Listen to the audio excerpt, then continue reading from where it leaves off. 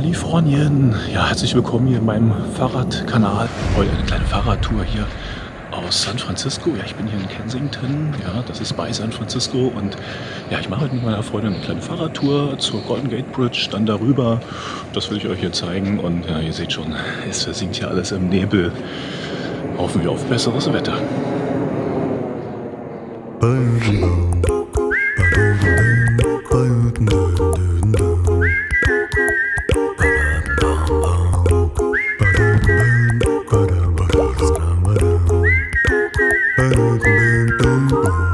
Liebe Radfreunde, heute präsentiere ich euch eine Radtour im fernen San Francisco. Ja, zum einen ist es eine extrem touristische Tour, aber trotzdem wunderschön, denn es geht über die Golden Gate Brücke. Okay, kommt, schauen wir uns die Tour mal im Schnelldurchlauf an. Es geht nämlich los hier am Fisherman's Wharf. Dort haben wir 2 E-Bikes geliehen. Dann ging es schnurstracks über ein Parkgelände zu einem Pier. Nach diesem Pier fuhren wir dann über den Great Meadow Park. Okay, ihr seht, ne, der Radweg ist sehr grün und ich achte immer möglichst darauf, wenig Straßen und Ampelstopps hier einzubauen.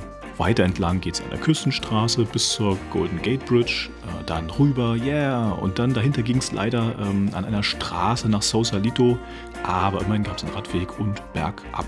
Okay, das ist erstmal der grobe Umriss dieser Strecke und gleich geht es im Detail weiter. Und dabei versuche ich euch ein paar Tipps für den Wegesrand mitzugeben. Wenn euch das hier gefällt, wie ich die Radtouren präsentiere, ja, dann super gern ein Like für das Video und ein Abo dalassen. Aber bevor ich gleich mit der Radtour beginne, noch mein Tipp für eure Reise dorthin. Ich bin ja ein Vorort-Fan, ich mag das sehr gerne und uns hat es in diesen Urlaub nach Kensington verschlagen. Ja, das ist an der nordöstlichen Seite der Bucht gegenüber von San Francisco. Und ja, ihr seht hier eine herrliche Hanglage, ja, überall tolle Häuser. Ideal für Spaziergänge und Traumblicke über die Bucht. Hier in dieser Straße hatten wir unsere kleine Ferienwohnung, unser Quartier und ja, war auch nicht teuer. Es waren auf 8 Nächte, glaube ich, so ca. 60 Euro, 70 Euro die Nacht. Ja, man hat hier einen Millionenblick über die Bucht. Also fast jeder hat das hier, wenn nicht, ja, müsste mal die Hecke geschnitten werden. Von unserem Quartier aus konnte man auch ein wenig die Brücke sehen, die Golden Gate Bridge. Okay Leute, lasst uns mit der Radtour starten. Übrigens gibt es am Schluss der Radtour noch einen Ausflugstipp hier in dieser Gegend von mir. Ja, also bleibt dran, das ist mein kleiner Bonusclip heute für euch. Wir starten hier in Kensington und ihr seht, ja, der berühmte Küstennebel von San Francisco hat zugeschlagen und scheint unsere Radtour zu torpedieren. Wir sind also mit unserem Leihwagen zur North Berkeley Station gefahren. Dort fährt nämlich die Schnellbahn, auch BART genannt, direkt nach San Francisco rein.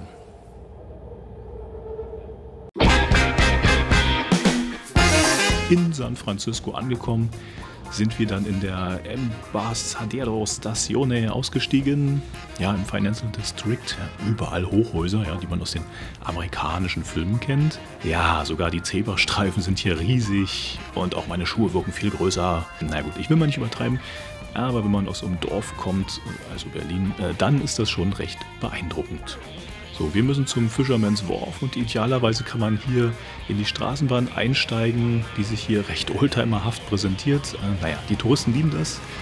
Der moderne Kalifornier fährt zwar Elektroauto, aber darf nie eine moderne Straßenbahn fahren, außer er reist mal nach Berlin. Ja, kleiner Scherz. Es handelt sich hier nämlich um die Linie F, also eine von 2 historischen Straßenbahnlinien in San Francisco. Taylor, Pier 45. Ihr steigt also hier direkt am Ferry Building ein und fahrt mit der Straßenbahn direkt nach Norden und steigt dort ungefähr am Fisherman's Wharf aus, also dort, wo euer Fahrradverleih ist.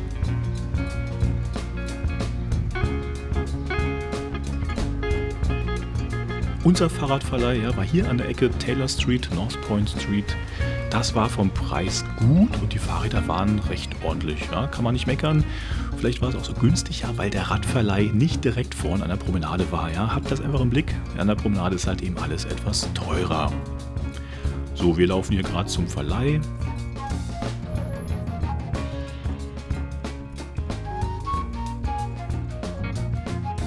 Und hier ist unser Leihrad. Ja, nee, nicht das. Das hier. Ja, mit Shimano-Motor. Nicht schick, aber es hat alles zuverlässig funktioniert. Das muss ich so sagen. Dann sind wir aufgesattelt und los ging's. Zuerst einmal sind wir rüber zum San Francisco Maritime National Historical Park. So, what is that? Okay, das sieht erstmal aus wie ein ganz gewöhnlicher Park, ja, aber es ist eine Mischung aus einer historischen Schifffahrtsflotte, ja, die seht ihr dort.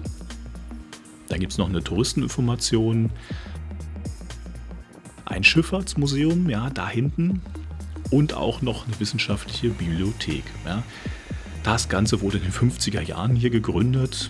Ja, hier gibt es noch ein paar Steintreppen zum Sitzen und Genießen, aber legt euch ein Kissen hin.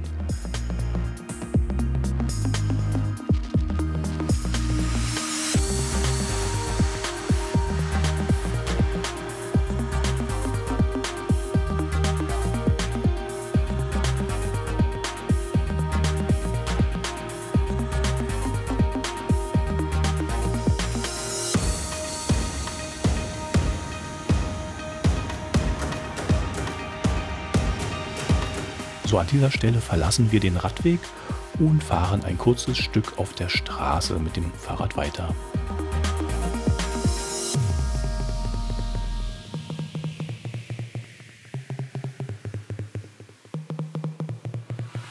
Okay Leute, da geht es jetzt gleich hier links, da müsstet ihr eigentlich weiterfahren, aber wir fahren jetzt hier auf das Pier rauf. Ja? Wer weiß, vielleicht gibt es da noch einen schönen Fotoshooting-Point. Das Pier hier ist leider relativ oll und alt. Leider, ja, denn es ist eins der ältesten Elemente in diesem Aquapark. Er wurde zwischen 1929 und 1933 erbaut und hatte den einfachen Zweck, als Wellenbrecher zu funktionieren und den Hafen und den sandigen Strand zu schützen. Aber es gibt einfach kein Geld für die Restaurierung. Hatte damals $250.000 gekostet und würde jetzt so fast $70 Millionen oder mehr kosten. So, da hinten sehen wir die Brücke. Ja, der Nebel lichtet sich.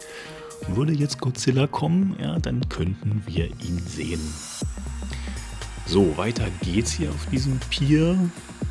Okay, was ist das? Oh, ein Roller steht hier im Weg. Okay, naja. Auch ein bisschen, jetzt fühle ich mich wie in Berlin. Oh, eine Segway-Gruppe. Okay, ja, ist nicht so mein Ding, ja, Segways. Ich habe mal eine Tour mitgemacht, macht Spaß, aber ist nicht so mein Ding, ja, weil man immer drauf steht. Ja, und Leute, ich kann nicht mehr auf dem Bahnsteig ordentlich die Füße stillhalten, deswegen Segways gehen für mich nicht.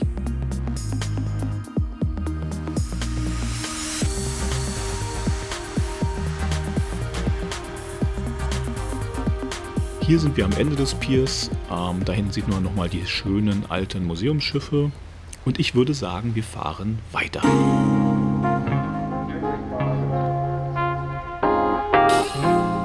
Hier geht es erstmal den Berg hoch. Falls euch jetzt schon nach einem Café ist, dahin befindet sich ein sehr schönes Café, nämlich das Café Franco. Er hat eine gute Bewertung.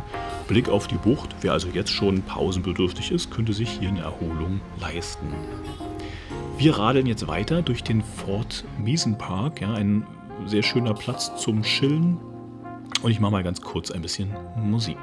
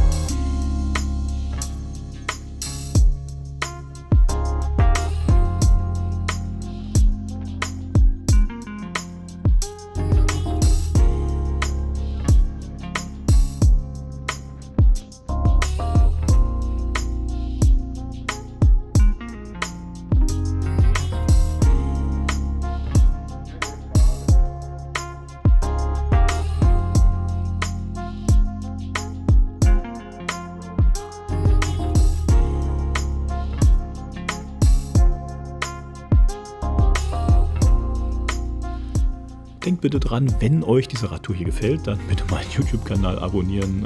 Schließlich habe ich mehr Community, lohnt sich eher, noch so eine schöne Fahrradtouren weiter zu machen. So, wir fahren jetzt hier diesen Asphalt-Radweg entlang und ja, rechts seht ihr ein paar Häfen und hier diese Wiese und links könnt ihr schick designte Häuser bestaunen. Gleich kommen wir nämlich zu unserem ersten Stopp. Nun kommen wir erstmal an einen recht interessanten Ort, ja, das Palace of Fine Arts. Das sieht aus wie ein uraltes Relikt aber es ist quasi ein Neubau. Ja, es entstand nämlich 1915 das erste Mal zur Panama Pacific Ausstellung. Und die Geschichte dahinter ist recht spannend. Ja. Das Gebäude wurde so errichtet, dass es Steinmaterialien enthält, die durch Witterung langsam zerfallen und dabei wird das Ganze zur Ruine. Das war zumindest die Absicht des Künstlers damals, denn man meinte, jede Stadt braucht ihre Ruinen. Nun fanden aber die Bewohner das Bauwerk ganz toll und man restaurierte es in den 30er Jahren des 20. Jahrhunderts. So, 30 Jahre dann später wieder, in den 60er Jahren, da war das Bauwerk wieder hinfällig und eigentlich wirklich schon fast zerstört.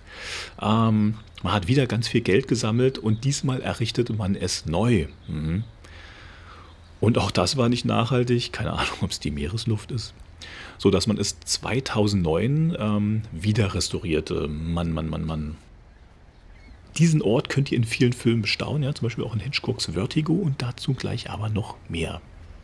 So, wenn ihr diesen Ort besucht habt, könnt ihr danach noch zu einem Pier radeln hier oben, das Wave Organ Pier. Und ich hätte doch als Empfehlung das Disney Family Museum, ja, das ist hier auch in der Nähe, nämlich dort. Wir sind also nach dem Besuch vom Palace Fine Arts weiter an der Bucht geradelt und dann geht es einen Dünenweg entlang. Ja, also es wird wieder grün und autofrei. Okay, das Disney Family Museum ist ja quasi hier um die Ecke, ja quasi auch Entenkonzern genannt, also nicht weit. Und plötzlich hatten wir eine niedliche Begegnung. Nein, nicht Baby Yoda, sondern eine Entenfamilie mit kleinen Entenbabys.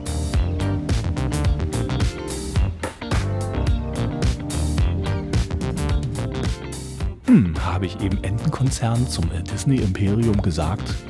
Es könnte, glaube ich, auch Mäusekonzern heißen. Aber wir haben ja Enten gesehen und keine Mäuse. Wobei, ein wenig später...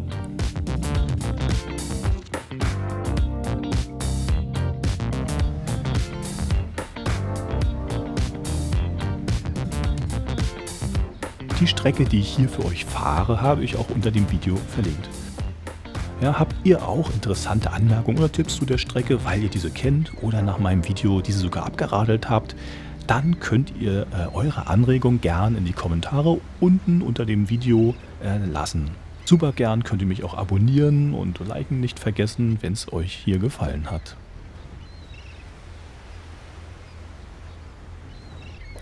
Okay, irgendwann endet der Dünenweg und dann kommen ein paar Baracken. Ja, ideal für Souvenirshoppen, Klopause, Snacken, keine Ahnung, am Pier angeln, falls ihr eine Angel dabei habt.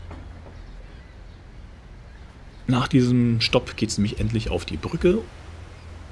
Ihr seht hier einen Weg, ja, den müsst ihr rauf und hier macht sich euer E-Antrieb bezahlt. Jupp, ihr könnt natürlich auch schieben. Aber einen kleinen Minischlenker habe ich noch gemacht, nämlich diesen Weg hier. Ich bin nämlich Fan von Drehorten und dieses Motiv hier kennt ihr vielleicht aus dem Film Vertigo von Hitchcock. Ja, ich hatte ein wenig raue See hier, wie ihr seht. Die Brücke ist jetzt vom Nebel befreit und ich musste einfach dorthin. By the way, an dieser Stelle habe ich bemerkt, dass in den USA das elektrische Schnellfahren vom E-Bike ja unterstützt wird. Ja, das bedeutet, dass ich bis 32 km/h elektrisch beschleunigen kann. Und das macht doch deutlich mehr Spaß als die 25 km/h, die ich bisher kannte. Dieses alte Fort hier entstand in der Bürgerkriegszeit und man kann es auch begehen. Es gibt hier Führungen, nur so als Tipp. Nach diesem berühmten Fotomotiv am Fuße der Brücke bin ich mit dem E-Bike dann den gleichen Weg wieder zurück und an der Stelle hochgefahren, wo diese Baracken waren. Ihr erinnert euch. Zwischendurch gibt es hier eine kleine Aussichtsplattform oder so kleine Orte für Fotos. Diese Radtour habe ich auch im April unternommen. Ja, also es gibt andere Videos von dieser Strecke. Und da seht ihr, dass diese Radstrecke echt voll ist. Da blockieren sich die Radfahrer gegenseitig. Also passt schön auf, ja. Das hier ist ein echter Touri-Radweg. Vielleicht nehmt euch einen Wochentag vor und nicht das Wochenende. Ja. Als Touristen habt ihr ja mehr Zeit und könnt es euch vielleicht einteilen.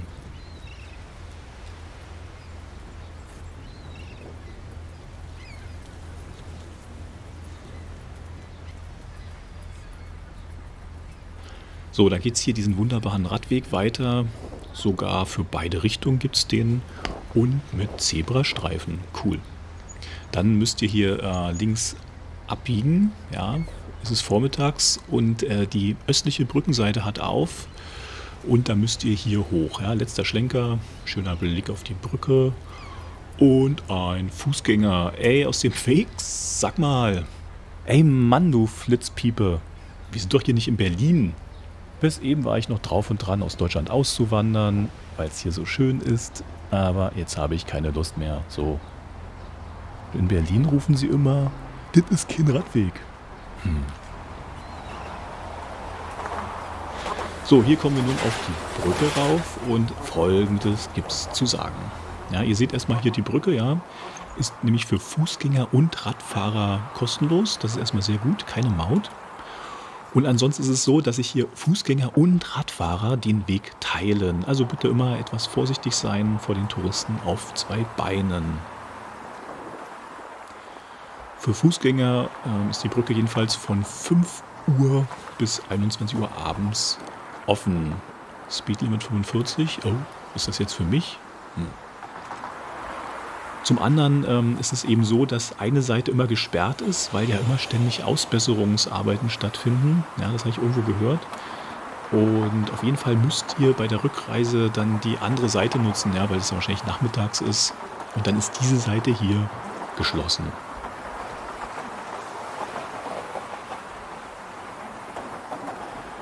So, ich will euch hier nicht mit Zahlen und Fakten über die Brücke zukleistern, das will ich euch ersparen, aber ich fand eines recht interessant, ja, dass diese Orange-Rot-Farbe dieses Brückengeländers, dieser Anstrich, das ist so, es sollte grau und gelb werden.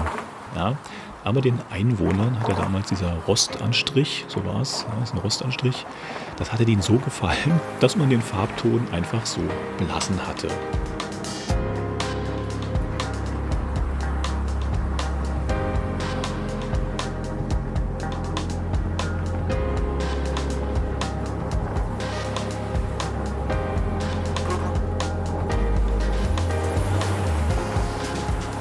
Touristenbusse fahren hier auch lang.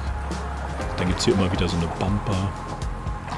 Rechts so ein Gitter, ja, es ist echt hoch. Fotoshooting. Okay, ist euch aufgefallen, jetzt hört mich das Gitter da rechts auf. Da ist mir dann doch ein bisschen mulmig zumute. Also, wenn ihr selber Höhenangst habt, ein bisschen aufpassen. Eigentlich habe ich keine, aber so ganz schwindelfrei bin ich nur auch nicht. Gehen wir mal mit der Kamera gleich ein bisschen tiefer. Ja, Fußgänger, also immer echt schön aufpassen.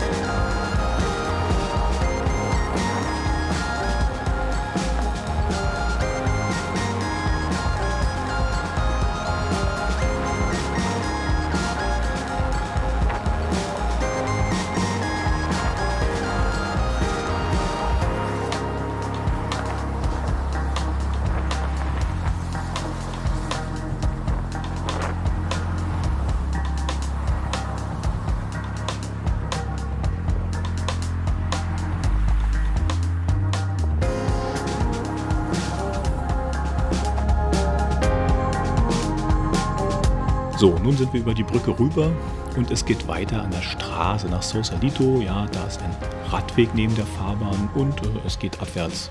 Und wer jetzt denkt, okay, ich fahre jetzt ohne E-Bike hier nach Sausalito, ja, muss ich auf den Rückweg wieder hier hochfahren?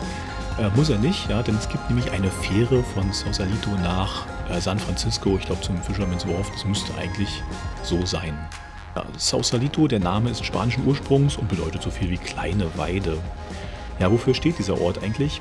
War mir nach Ankunft in diesem Ort auch nicht so richtig klar. Auf jeden Fall ein Ort der Reichen. Ja, ihr seht hier diese ganzen Villen, auch mit toller Hanglage. Und das Pro-Kopf-Einkommen, das kann ich euch sagen, ist nämlich hier eines der höchsten, nämlich $81.000 pro Kopf. Hier seht ihr das Herz des Ortes, der Turi-Yachthafen. Ja, dort gibt es die meisten Restaurants, ein paar Geschäfte und hier befindet sich auch ein bewachter Parkplatz für euer Fahrrad. Ja, ich weiß nicht, was es jetzt im Einzelnen kostet, aber ihr könnt dort euer Fahrrad auch für $12 abgeben und könnt die Fähre bequem ohne euer Fahrrad zurück nach San Francisco nehmen. Okay, ich frage mich jetzt gerade, warum ihr euer Fahrrad nicht mit auf die Fähre nehmen könnt. Ist das so teuer oder ist dort kein Platz für euer Fahrrad? Aber es gibt noch 2 Tipps von mir. Ja, zum einen könnt ihr euch hier schöne Hausboote anschauen. Die befinden sich hier ganz am Ende des Ortes. Aber passt schön auf, ja, die Stege sind recht eng und da dort Leute wohnen, ja, bitte verhaltet euch normal, macht einen ganz normalen Spaziergang, macht nicht ständig Fotos vor der Kulisse und respektiert die Privatsphäre der Leute dort. Und zum anderen gibt es hier noch ein Museum, das diese ganze Bucht und das Wasser simuliert. Das ist das US Army Corps of Engineers Bay Model Visitor Center. Okay, einen kürzeren Namen gab es leider nicht. Aber auf jeden Fall ist das eine kleine Attraktion für wissenschaftlich begeisterte Menschen. Ja, das ist nichts Großes. Die Anlage ist auch schon älter, erwartet also nicht zu viel. Aber es ist so eine kleine Perle zum Entdecken. So Leute, nun wieder zurück. Also ich habe euch ja schon berichtet, ja, es gibt hier eine Fähre direkt nach San Francisco. Und warum die wir nicht genommen haben, ich weiß es nicht. Ja, denn der Regen hat sich ja schon angekündigt. Ihr seht hier Wolken. Und wir sind also los und schon auf halber Strecke vor der Brücke ging der Regenguss los. Ja, wir haben dann einen Unterschlupf hier in diesem Touristenpunkt nördlich der Brücke gefunden, unter einem Dach und da mehr als eine Stunde gewartet. Der Regen ließ dann auch etwas nach, aber nun wie weiter, ja, denn der östliche Radweg war nun geschlossen und wir fanden einfach keinen Übergang. Aber seht her, der ist nämlich direkt hier, wo wir auch reingekommen sind mit den Fahrrädern, schön versteckt, bloß keine Schilder machen. Die Fahrräder muss man leider auch runtertragen, denn es gibt hier nur Treppen. Kann sein, dass es da hinten noch einen Umweg gibt über Straßen, aber bei dem Regen wollten wir einfach keine Experimente machen. So, dann weiter auf der Brücke und wir sind den gleichen Weg wieder zurück. So, liebe Radfreunde, gleich kommt noch mein Bonustipp. Aber ich will euch nochmal erinnern, wenn euch diese Art der Radtour hier gefallen hat, ja, dann liked dieses Video, abonniert meinen Radkanal Martins Bike. Oder ihr könnt auch gerne etwas über PayPal spenden, ja, der Link ist hier unter dem Video. Ist aber kein Muss, aber wer eben Lust hat, 1 Euro oder 2 oder 5 oder mehr zu spenden, ich würde mich freuen.